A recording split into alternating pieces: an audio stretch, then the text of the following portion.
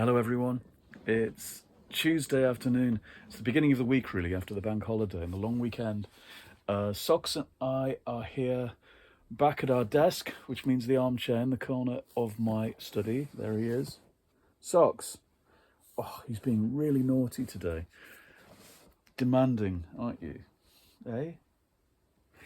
I hope everyone's well and had a good weekend. Really, what I want to talk about is the Golden Girls. I finished this at the weekend. Murder by Cheesecake. I mentioned it last week when it arrived, and I was all excited. And I read it in about 3 days. The perfect amount of time to read a book, spending lots of time each day, reading about 100 pages a day. That's my ideal, I think.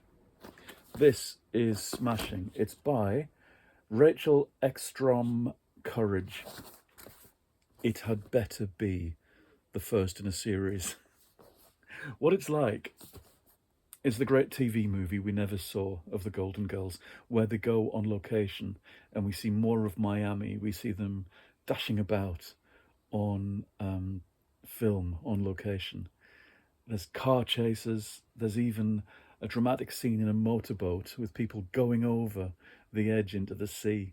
There's a big scene in a gay club with drag queens and clowns and dancing. These are all the things that we should have seen in a wonderful Golden Girls movie. This is a proper murder mystery that keeps you guessing. It does all the job. And I don't see why, if Jessica Fletcher is still solving mysteries to this day in multiple Murder, She Wrote novels each year, and has been since the end of her TV show. I don't see why the Golden Girls shouldn't be doing the same. This had better continue. I'm telling the Disney Hyperion, who publish them, I hope it's a big success. I even left an Amazon review, which I kind of rarely do. I was just in the mood to, because I'd formulated my thoughts about this, to do with things like the characterization being just spot on, which I've been kind of crossing my fingers for. What's interesting is, in a novel, of course, you get to go into the heads of your characters in a way that sitcoms don't allow. And so there's a pathos to the characters, which there always was, but there's extra pathos in a novel. And Rose is at the heart of this, fixing up this St. Olaf-style wedding. And even though she's ridiculous, there's a great pathos to her wanting to be good and helpful. Dorothy is the next best served character, and she goes on a date and gets accused of murder and ends up in detention at one point. And there's a great pathos to Dorothy as well. There's lots of comic bits, but it's just interesting, giving a bit more, not depth, because there was always depth to the characters, a bit more fine graining to some of their moments, perhaps. We get a chance to spend a bit longer with them than we would do on TV. So this was a great success, and I'm so glad. And amazing to read straight after The Song of Achilles by Madeline Miller, which I know I was raving about last week, to go from the sublime to the ridiculous, as I said before. 2 smashing books in a row, 2 5-star books in a row for me. And I've gone on to begin another book from my April book bag, The Dead Romantics by Ashley Poston. Somebody I haven't read for a couple of years. During lockdown, I read her trilogy about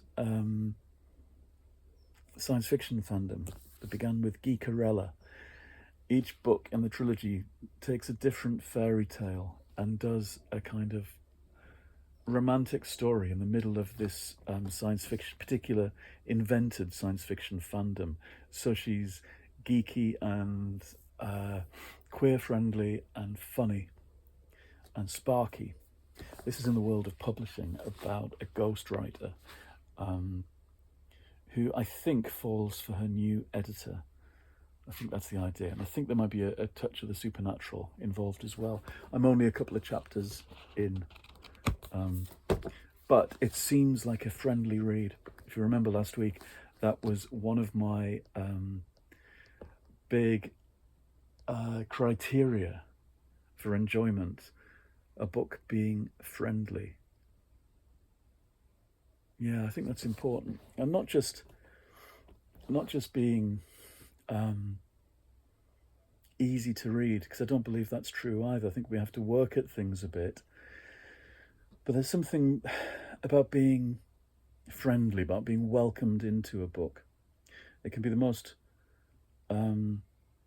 complicated and demanding of books, but it can still somehow welcome you in. I'm trying to think of examples.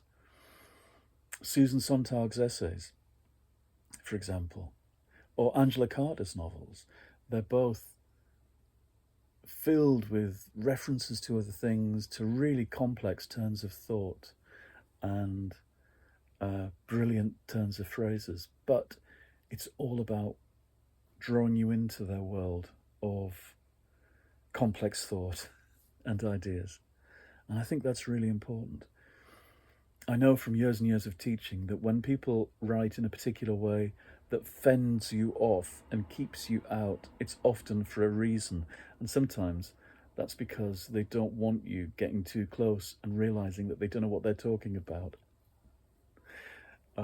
Just like normal people, when people in the news, politicians or whatever, are using language in a particular way, using business speak or jargon, it's to confuse and bemuse you and see that you don't understand, the very opposite of communication. And it's all because they know that they're full of shit. Sometimes that applies to authors as well. You've got to watch out for them. The people who put up a kind of octopusy ink screen of words to keep you away from the heart of the book. The most confident writers draw you in because they want you to understand, they want you to share their world. And those are the people, I suppose, I'm looking for. It's why I'm very interested in commercial and popular fiction, because those people know how to do it. And maybe just, in some cases it's just purely for entertainment's sake, and there's nothing wrong with that. But I'm interested in how people welcome you into their work, and how writing has made that smooth. Yeah, that's what I'm interested in. And that's true of everything I've been reading. Look at the Song of Achilles, which is utterly kind of welcoming and is full of complicated stories and ideas and relationships and violence, but it's deceptively simply written. That used to be, amongst certain writers I knew, such an insult, to talk about something having a simplicity or lightness of touch. And I used to despair, because I think those are great virtues myself. Making it look easy, I think, is not to be sniffed at. Okay, that's all I'm going to say. I'm back at work. I've been compiling stuff, ideas for possible projects. I'm waiting on doing a new draft of something, and thinking about what comes next. But I'm coming to the end of my April book bag. Just a couple of books to go from that bag, and it's almost the end of the month. I'll let you know how I get on with Ashley Poston. Let me know below what you're reading and what you're up to. Okay, goodbye. I'll see you again very soon.